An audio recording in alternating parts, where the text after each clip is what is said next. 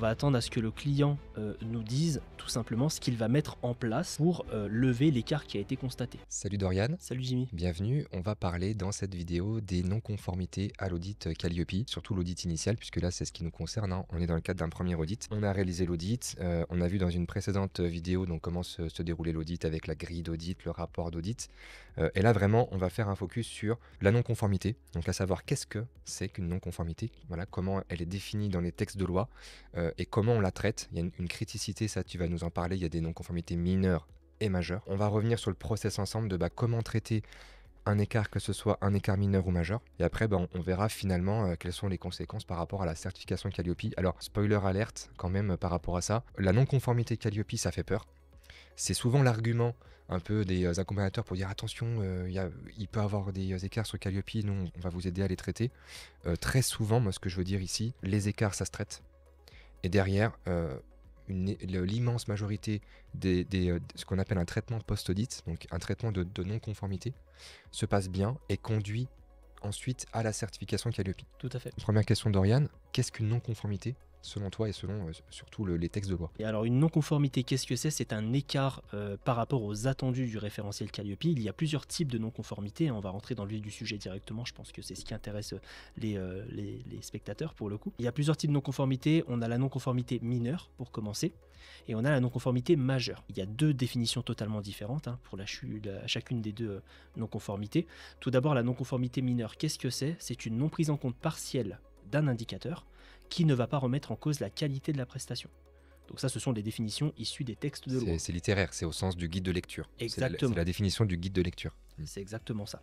Et la non-conformité majeure, pour le coup, là, c'est une non prise en compte partielle ou totale d'un indicateur, mais qui va remettre en cause la qualité de la prestation. Ok. Fois-ci. En sachant que des fois, c'est un peu vache entre guillemets cette définition parce que souvent c'est assez vexant parce qu'on va se dire mais attendez, là c'est une non-conformité majeure, mais attendez, ma prestation elle est qualitative. Alors oui, elle est qualitative, on n'est pas là pour dire que la prestation c'est du grand n'importe quoi, mais au sens de ce qui est écrit sur le référentiel, sur l'indicateur en question, et ça passe pas, c'est pas conforme. C'est que c'est défini comme ça. Et ce que tu dis là c'est intéressant parce que quand tu dis que même parfois une non prise en compte partielle peut engendrer un écart majeur, on parle de super indicateurs, ce sont des indicateurs spécifiques qui ne peuvent donner lieu qu'à des écarts majeurs. Exactement. Il y en a une petite dizaine, alors on ne va pas tous les faire ici, on les a sur Apollo, mais explique-nous un petit peu le principe. Alors le principe est très simple, un super indicateur, c'est un indicateur qui ne peut pas faire l'objet d'une non-conformité mineure, tout simplement. C'est-à-dire que soit c'est conforme, soit c'est majeur.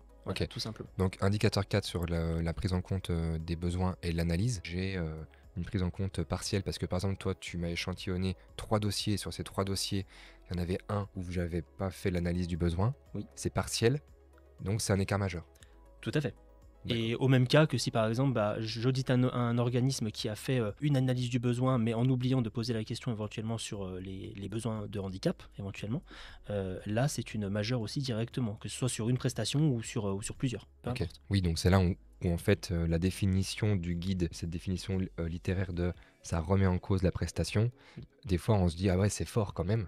C'est fort parce que là, comme tu dis, même le moindre champ, le truc manquant sur vraiment le point qui est écrit dans l'indicateur, si c'est pas fait, du coup, c'est une majeure derrière. Exactement, parce que ce sont des indicateurs qui entraînent des risques s'ils ne sont pas respectés. Ok, je vois. Peut-être juste avant de rentrer dans le process, de vous montrer comment on traite une non-conformité sur Apollo, est-ce que tu peux nous ressortir peut-être un exemple concret de ce que tu vas rédiger toi quand tu es auditeur, quand tu vas rencontrer comme ça un écart, comment ça marche? Tu le rédiges dans la grille d'audit? Oui.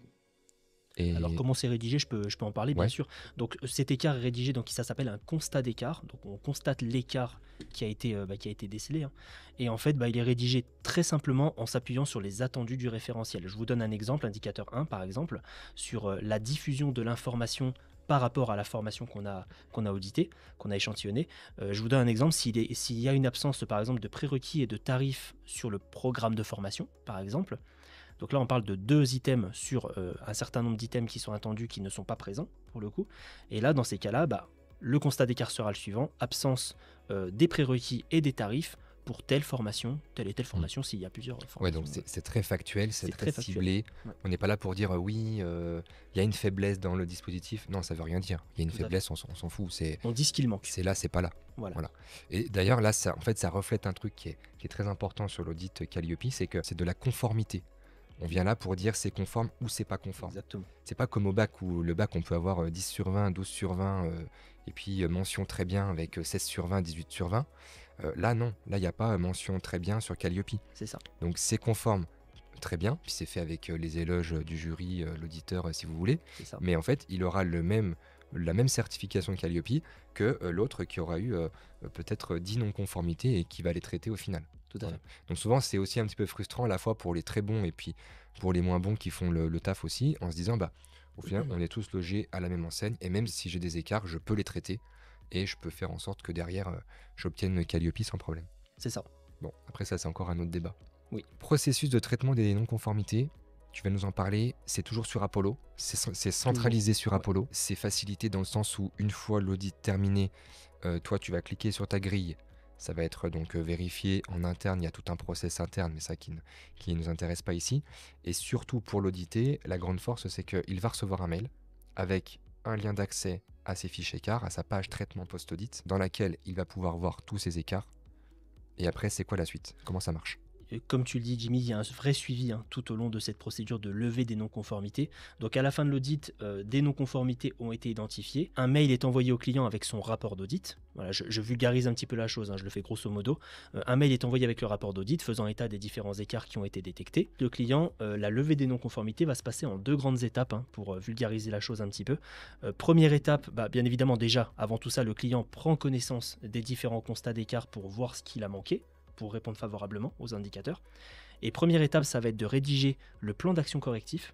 Donc ça, quoi qu'il arrive, pour une non-conformité mineure ou majeure. Quoi qu'il arrive, quelle que soit la nature des non-conformités. Première étape, rédaction du plan d'action correctif, donc sous un délai de 15 jours, c'est ce qu'on s'est fixé. Ensuite, proposition des éléments de preuve qui permettent de répondre justement à ce plan d'action qui aura été préalablement validé par l'auditeur. En sachant, attention, que les éléments de preuve, c'est uniquement pour les non-conformités majeures. Les éléments de preuve, alors c'est pour les non-conformités majeures. Pour la non-conformité mineure, effectivement, si vous avez 4 non-conformités mineures ou moins, vous pouvez décider de présenter un plan d'action correctif qui sera validé par l'auditeur aussi, mais la mise en œuvre de ce plan d'action correctif sera vérifiée lors du prochain audit. Est-ce que je peux traiter, par exemple, j'ai une non-conformité mineure, je veux aller au bout de la chose et je veux traiter aussi en transmettant des preuves à mon auditeur? Est-ce que je peux faire en sorte de lever la non-conformité? Bien sûr, c'est tout à fait possible. Chaque client peut décider s'il souhaite lever l'ensemble de ses non-conformités. Mais à minima, je propose un plan d'action, il est validé par l'auditeur et comme tu dis, ce sera vérifié lors de l'audit suivant. Exactement. C'est vrai que, alors c'est important de le préciser quand même, Jimmy, c'est vrai que nous, en tout cas en tant qu'auditeur, on aura le réflexe d'attendre le plan d'action pour une mineure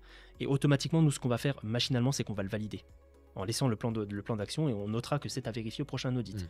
S'il est conforme, bien sûr. S'il est conforme, bien évidemment.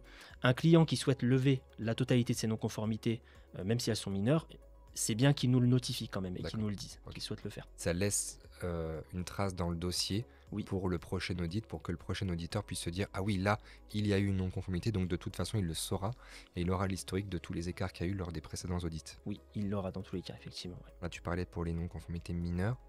Donc, je transmets un plan d'action. Donc, c'est quoi ce plan d'action? C'est quoi cette proposition? Toi, tu vas veiller à ce qu'il y ait quoi dans cette proposition? Si on reprend ton exemple que tu as mis tout à l'heure, tu m'as parlé de indicateur 1, donc absence des prérequis et tarifs dans un programme. Qu'est-ce que toi, tu vas attendre de la réponse qui est apportée? Alors, sans faire de conseils ici, oui. Mais dans la méthodologie, ce que tu vas attendre. Eh ben, on va attendre à ce que le client nous dise tout simplement ce qu'il va mettre en place pour lever l'écart qui a été constaté. Voilà, très simplement. Il y a un écart qui est constaté, cet écart il en prend connaissance et derrière il propose quelque chose pour lever cet écart et donc retomber en conformité par la suite. Donc ça peut être, je vais corriger tel document, je vais créer tel document, je vais mettre en place je ne sais quoi, enfin voilà. Ça peut être de la création, de la modification, voilà, ça peut être plein de choses. NC mineur, donc une proposition d'action, validée par l'auditeur. Ensuite, le client s'engage à mettre en œuvre ce qu'il a dit dans les 6 mois. Oui, et là on peut parler des délais, effectivement tu as raison. Donc pour la non-conformité mineure, effectivement c'est 6 mois pour la lever, s'il souhaite la lever dans la totalité, s'il se trouve en dessous du seuil de 4. Et pour la majeure c'est 3 mois. À savoir qu'on a aussi deux autres types de non-conformité, on peut peut-être le préciser aussi, hein. La non-conformité logo aussi, qui peut être décelée pendant un audit. Dans ce cas-là, c'est 30 jours pour le délai de traitement. Et ensuite, il y a une autre non-conformité qui est la non-conformité certificat aussi. Alors, mais juste attends, la NC logo, c'est quoi? C'est parce que donc là, typiquement, donc audit initial, j'ai pas encore le droit d'utiliser le logo Calliope parce que je ne suis pas certifié. C'est-à-dire que toi, par exemple, tu arrives en audit et puis tu vois que la personne, elle est très enthousiaste, puis au final, elle a déjà fait son site, elle a déjà fait son programme, enfin tout ça, et que tu vois le logo Calliope sur le site. Ça peut arriver. Ça peut arriver. Et là, tu dis, bah non, bah là, désolé, vous ne respectez pas le règlement d'usage du logo et donc il faut vous mettre en conformité. C'est exactement ça. C'est lorsque le logo est utilisé mais qu'il ne respecte pas la charte d'usage, effectivement. Et donc, je disais, il y a aussi la non-conformité certificat hein, qui est important d'en prendre en compte, qui n'est plus trop une nouveauté aujourd'hui, mais ça fait quelques temps maintenant que c'est en place. Et là, c'est 3 mois pour lever la non-conformité certificat qui impose, du coup, l'affichage du certificat sur le site internet et dans vos locaux si jamais vous faites des formations dans vos locaux. Oui, mais alors, comment je fais? Parce que là, si je suis en audit initial, je suis pas encore certifié. Oui. J'ai pas de certificat. Donc, ce sera par la suite. Tu peux pas me mettre un écart là-dessus, quoi. Voilà, ce sera pour le prochain audit. C'est ça. D'accord. Mais c'est important que ça fait partie des non-conformités possibles. Voilà, que ce soit vu en disant, bah attention, là, bon, bah ok, vous êtes, c'est votre premier audit, vous n'êtes pas encore certifié, mais il y a cette exigence qu'on vérifiera lors du prochain audit. Exactement. Tu me parlais tout à l'heure des 4 écarts mineurs. Ok, donc on peut traiter jusqu'à 4 NC mineurs. Si j'ai 5 NC mineurs, il y a un truc qui est important, c'est qu'il y en a au moins une qui est requalifiée en majeur et qu'il faudra traiter comme telle. On ne peut pas se balader avec une grille d'audit avec 20 NC mineurs en gros. Tout à fait. Il faut absolument qu'il y en ait moins de 5, donc 4 maximum. C'est ça. Et le reste doit être traité comme de la majeure. C'est ça. Alors, elle ne se transforme pas en majeure à proprement dit, hein. La mineure est une mineure, hein, elle est définie par le texte de telle manière, donc ça reste mineur, mais effectivement, lorsque vous êtes au-dessus du seuil justement de 4 non-conformités mineures, elle est considérée comme étant majeure. Donc tout ça pour dire qu'il faut lever les non-conformités au-delà du seuil des 4 non-conformités mineures. Et donc on la traite comme une majeure en transmettant à son auditeur un plan d'action. C'est obligatoire. Et des preuves. C'est ça. C'est un peu technique quand même. Dans ton usage, dans tes échanges avec les clients, qu'est-ce qu'ils te disent par rapport à ce traitement post-audit? Est-ce que tu as souvent des questions ou des interrogations ou des choses où en fait, ils ne savent plus quoi faire? Est-ce qu'Apollo est facilitateur dans ce process-là, dans ce timing-là, avec la page, qu'en fait, comment ça fonctionne? Ils ont accès à tout au final. Ils vont avoir la définition de leur écart, ils vont pouvoir proposer. Il y a un petit champ aussi pour parler avec le client, pour dire, bah là, écoutez, non, le plan d'action est pas très précis, veuillez préciser. Enfin, est-ce que tu peux en parler, en fait, juste que les spectateurs puissent bien comprendre que Apollo, c'est vraiment un outil d'audit et ça leur permet, après la grille d'audit remplie, de pouvoir traiter aussi les écarts potentiels. Exactement, donc comme on le disait tout à l'heure, il y a un vrai suivi tout au long de la procédure de levée des non-conformités. De quelle manière ça se présente sur Apollo? En fait, vous avez une page qui est dédiée, qui s'appelle le traitement post-audit. Et en fait, sur cette page-là, vous allez retrouver sous forme de liste l'ensemble des non-conformités qui ont été détectées pendant l'audit. Sur chaque non-conformité, vous retrouvez donc le constat d'écart dont on a parlé plus tôt. Et sur chaque non-conformité, vous allez proposer un plan d'action dans un chat en direct. En fait, vous chattez en direct avec votre auditeur. Ça vous permet de proposer vos actions. Votre auditeur, ça lui permet de les valider. Et dès que ces propositions sont validées, l'auditeur vous donne la possibilité de déposer vos éléments de preuve correspondantes à votre plan d'action. Et tout est faisable directement sur Apollo, c'est centralisé.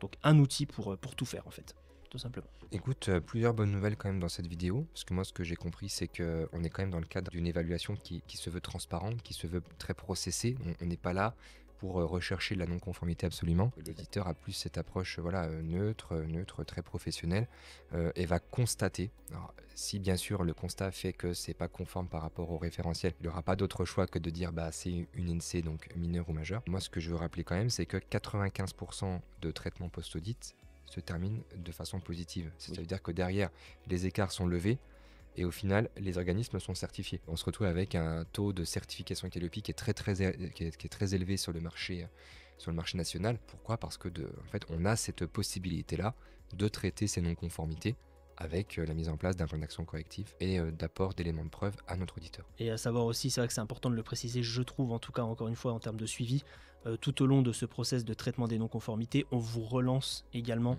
assez régulièrement pour s'assurer que vous respectiez les délais de traitement qui étaient soit donc de 3 mois ou de 6 mois, selon les non-conformités, ou 30 jours pour le logo. Mais il y a un vrai suivi et on est vraiment auprès de vous pendant cette... on n'est pas lâché dans la nature, voilà. Et puis on n'attend pas 3 mois pour dire désolé, les 3 mois sont écoulés, merci, au revoir. Le but, c'est quand même de faire des rappels pour dire écoutez, là, il nous manque encore vos preuves. attention il vous reste un mois, attention il vous reste 2 semaines, et puis après on n'a pas le choix que de dire non là désolé on n'a plus le temps, on pourra plus traiter nous parce que sinon on se met nous-mêmes en difficulté par rapport à la réglementation. Et donc ça c'est des enjeux qui sont très importants. Ok, donc une NC, ça se traite. Dans les délais, c'est ça plus se traite important. dans les délais. Voilà. Ok, donc c'est pas insurmontable, mais ça nécessite quand même une réponse adaptée et une bonne communication avec son auditeur. Exactement. Bon, super. Merci Dorian. Avec plaisir. N'hésitez pas bien sûr à nous suivre sur les réseaux, que ce soit sur YouTube ou sur LinkedIn. Et puis bien sûr, on se retrouve pour les prochaines vidéos pour parler de l'après-traitement post-audit et de la décision de certification.